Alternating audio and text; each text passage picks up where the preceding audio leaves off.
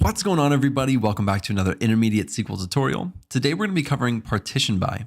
Now, partition by is often compared to the group by statement, but the group by statement is a little bit different. The group by statement is going to reduce the number of rows in our output by actually rolling them up and then calculating the sums or averages for each group. Whereas partition by actually divides the result set into partitions and changes how the window function is calculated. And so the partition by doesn't actually reduce the number of rows returned in our output. Let's get started to look at the actual syntax of how to use partition by, and then we'll compare it to the group by statement later, just to see the differences between the two.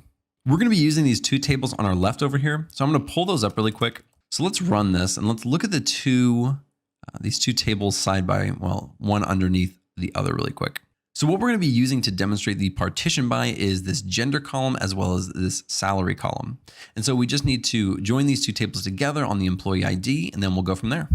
Now, I'm not going to bore you with that. I'm going to skip ahead and we'll actually look at how to use this partition by. So I've joined these two tables together and this is our output, but we don't want every single column. I'm going to start selecting some of these columns and then we'll start using this partition by and see what the output looks like after that. All right, so let's go right up here. Let's choose the first name. Let's do the last name. We'll do gender and let's do salary. And now we want to identify how many male and female employees we actually have.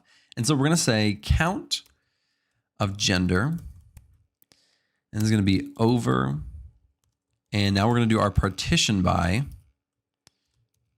and we're also going to partition that by the gender as total gender. Now I'm going to come back to why we did each part, but I want to see the output first, and then I'm going to come back to why we wrote it this way. So let's just do this really quick.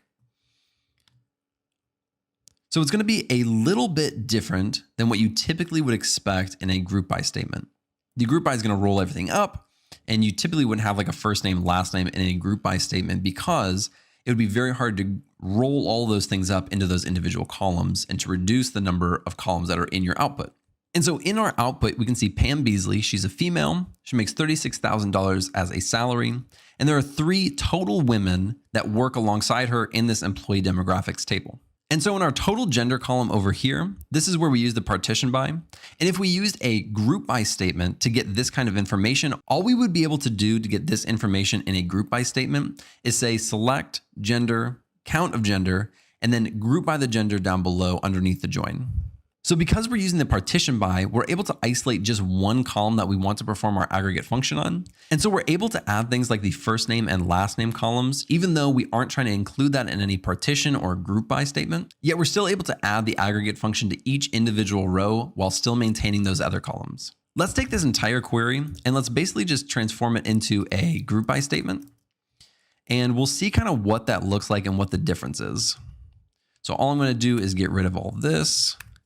I'm going to copy all of this and I'm going to say group by, and I'm going to do that because we have to use all these columns in our group by statement.